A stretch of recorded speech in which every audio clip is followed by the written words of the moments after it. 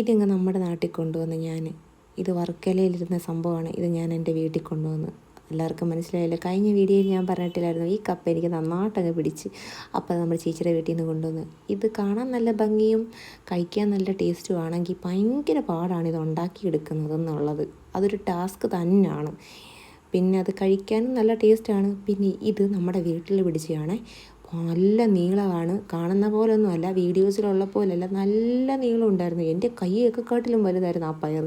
പിന്നെ ഇത് കണ്ടിച്ചെടുക്കുന്നതെന്ന് വെച്ചാൽ ഒരു സംഭവം ഉണ്ടാക്കാനുണ്ട്. ഇത് ഉപ്പും മഞ്ഞളും പുരട്ടിയിട്ട് വെയിലത്ത് വെച്ചിട്ട് ഉണക്കും.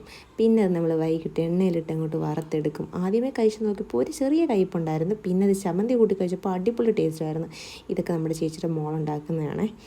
പിന്നെ ഇത് കഴിക്കാൻ പറ്റത്തില്ലേ, ഇത് പിള്ളേരുടെ എന്തൊക്കെയോ മിഠായിയുടെ കൂടെ കിട്ടുന്ന എന്തൊക്കെയോ സംഭവങ്ങളാണ്. ഇത് കണ്ടപ്പോൾ എനിക്കിങ്ങനെ ഒന്ന് വലിച്ചു നോക്കണമെന്ന് തോന്നി. അടിപൊളി രസം ഇങ്ങനെ ഇട്ട് വലിക്കാൻ. പിന്നെ അതെല്ലാം കഴിഞ്ഞ് വൈകിട്ട് പച്ചക്കറിയൊക്കെ വാങ്ങിക്കാൻ വേണ്ടി കടയിൽ പോയി.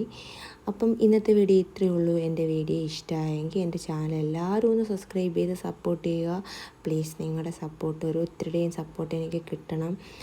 നിങ്ങളുടെ സപ്പോർട്ട് ഉണ്ടെങ്കിൽ മാത്രമേ എനിക്ക് മുന്നോട്ട് പോകാൻ പറ്റത്തുള്ളൂ. അപ്പം ഇത്രയേ ഉള്ളൂ. Okay, Tata, bye bye.